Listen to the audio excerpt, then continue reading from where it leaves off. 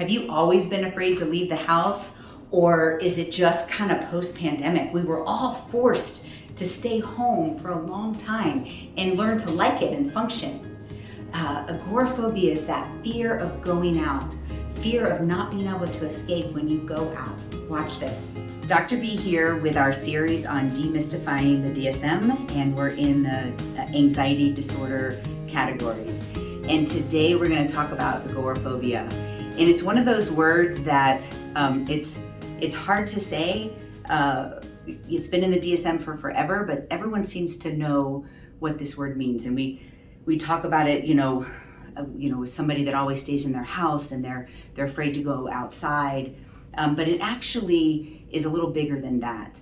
And it's often associated with panic disorder. So in the last video, I talked about panic disorder and panic attacks, right?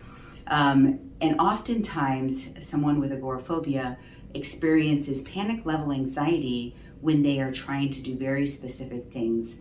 And they're not just social things, right? So in two previous videos, I talked about social anxiety. It's not just about social for someone with agoraphobia. It's the core problem is a fear that they're not going to be able to escape.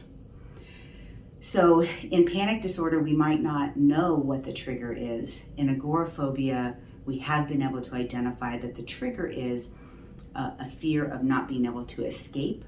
So in counseling, we would really try to dig deeper than that, right? So in the thought map, we might say, okay, we know that you have a fear of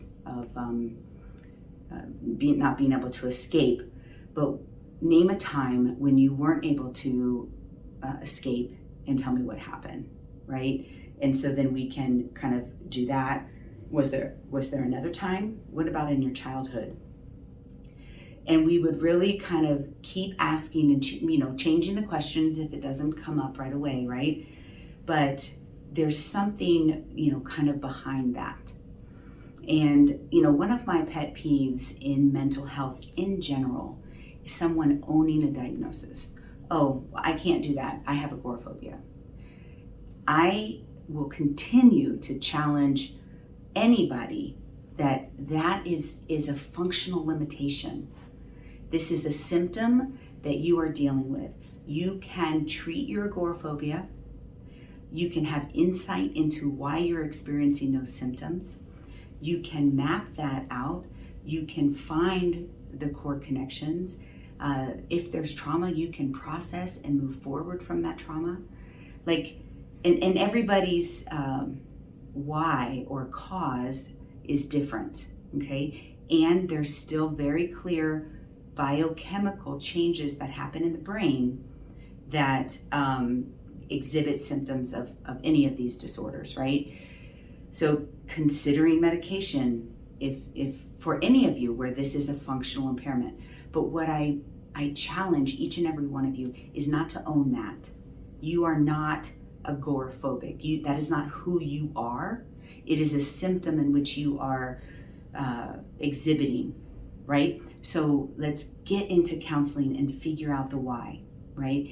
And we do that in the thought map, but then we always challenge you to identify those things and then make choices that are in line with your personal vision, okay? If this is holding you back from doing what you want in your personal vision, then I again challenge you. This is very treatable. Let's get you some help, get treated, challenge yourself to be able to move forward. So that is agoraphobia, and you can do this. If you got to the end of the video, you obviously enjoyed some of the content. I have a lot of free content out there. I am really trying to empower everyone to find their mental strength. So subscribe, get the actual notifications, and let's embrace this journey of mental strength. See you there.